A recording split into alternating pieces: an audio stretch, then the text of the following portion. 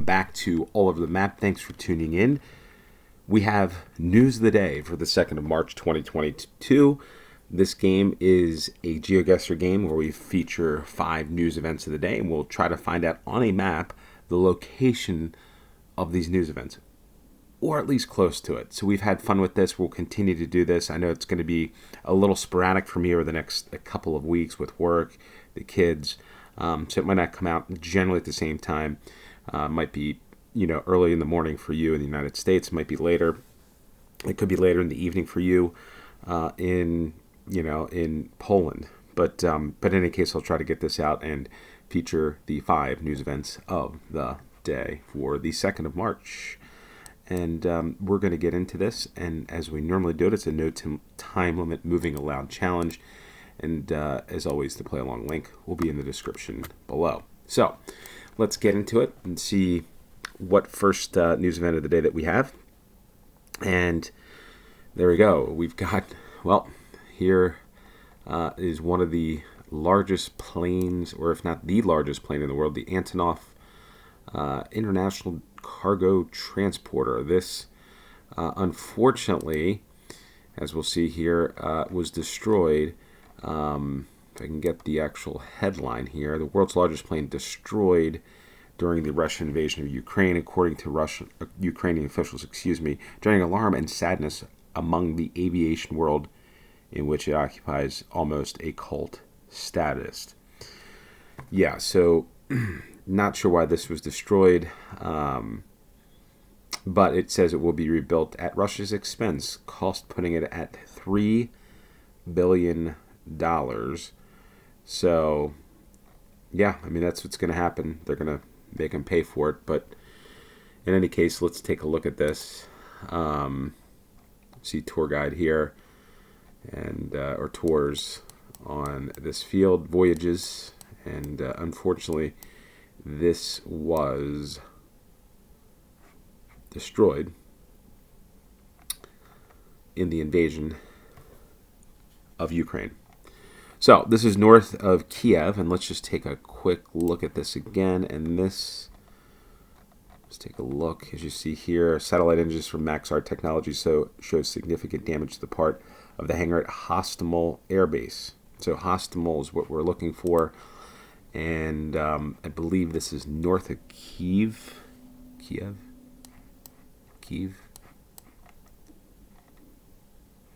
I think it's further north than that. Hostomel, here it is here. There it is, the Antonov International Airport, and I believe it sits right about here, maybe. I think that's where it was. Let's take a guess. And it was 139 yards, 4,999 points. So, with that said, we've talked about the Ukraine-Russian war, and if I should do a special edition or a series on that, there's so many maps. But with that said, I just wanted to bring it up before I get to the next round, is there are a lot of places with good maps. There's a lot of YouTube channels. But the one that I saw that was very simple that I don't see in the United States, that ironically is the BBC, was this little piece here. It says by the visual journalism team. I think they could do more of this because, again, most of you that are playing this love maps, as do I. So I just wanted to show you this because this is an interesting insight, something you can look into, because there's a lot of places with maps, some not accurate, some accurate. So I figured the BBC might be a little bit accurate. But 1 week into Russia's invasion of Ukraine, its troops have made significant advances in the country.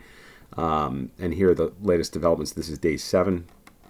And here are some maps. Here's what Russia controls at this point. Here's the fight for Kyiv, Hostomel Airport, which is where we saw the Antonov there.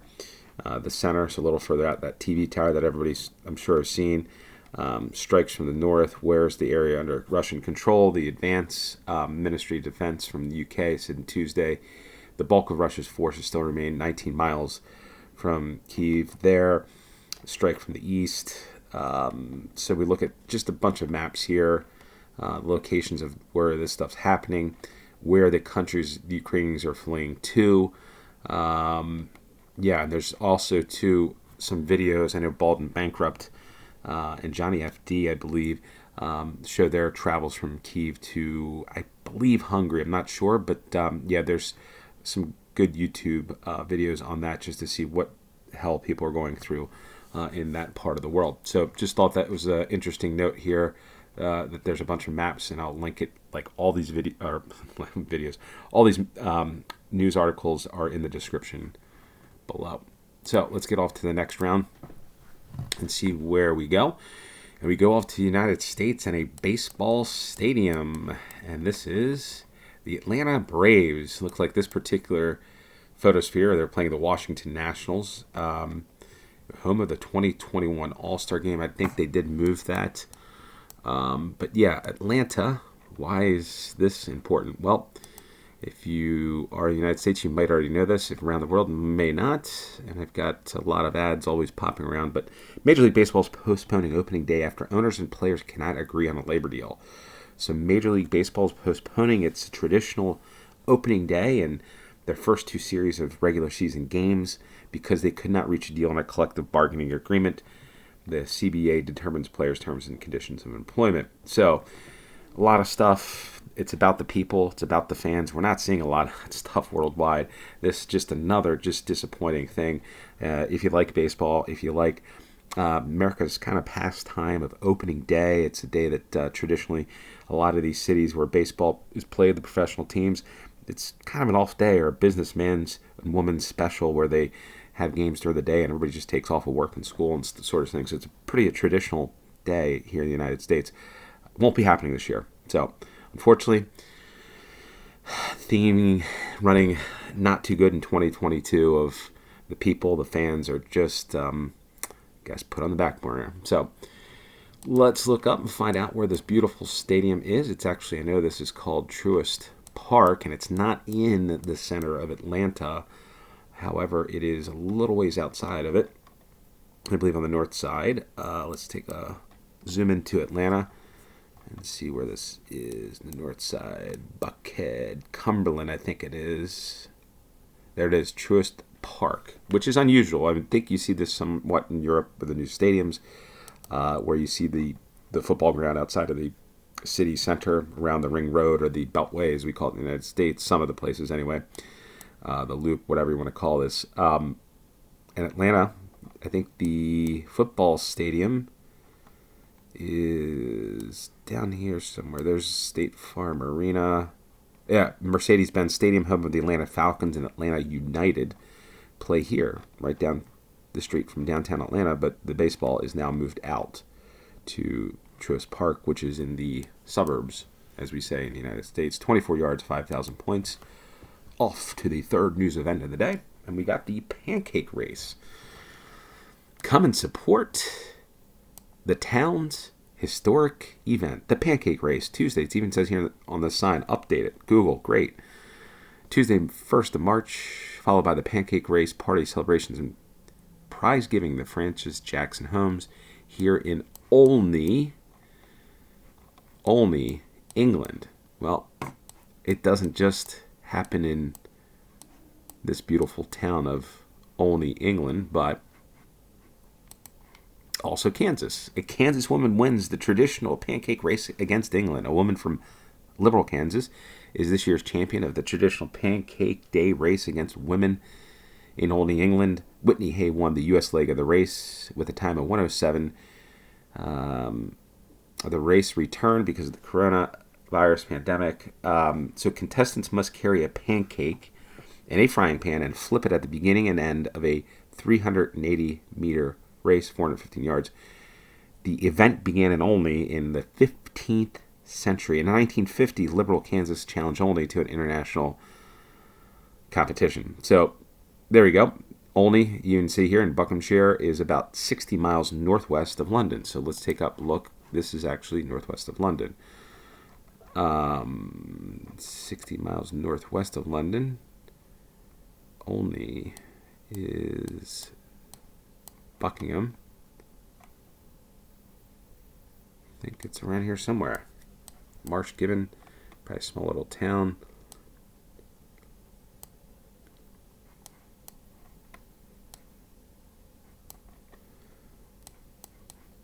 Calvert.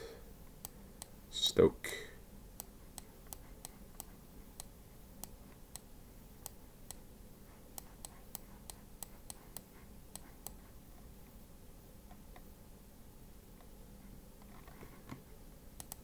And Liberal Kansas would like to look that up, but only Buckinghamshire. And only here is 200 miles west of Wichita, Kansas. Let's go back to this map.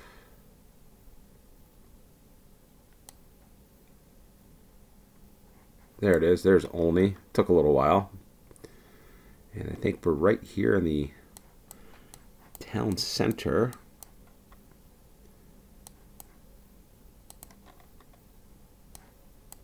And we're here. No, I think we're there. The Cherry Tree. Ellen's of Olney. Men's clothing store, 4 yards, 5,000 points. And we get off to a nice, beautiful view of water. And where is this? This is actually the Maldives. Maldives, however you want to say it. But there's a boat.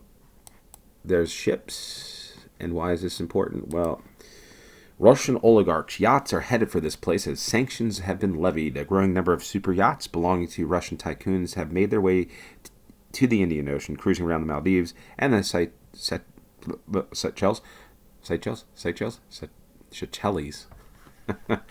as sanctions are imposed on their homeland following Vladimir Putin's invasion of Ukraine. The 4 biggest luxury yachts right now are Russian-owned, and they're headed that way. An estimated 7 to 10% of the global super yacht fleet is owned by the Russians, which is pretty crazy to think about, that 10% of the global fleet is owned by Russians, business folks. So they're headed to this place in the middle of the Indian Ocean, south of India. And I think it's always a tricky place because there's a lot of little islands and you could lose a lot of points here. But I think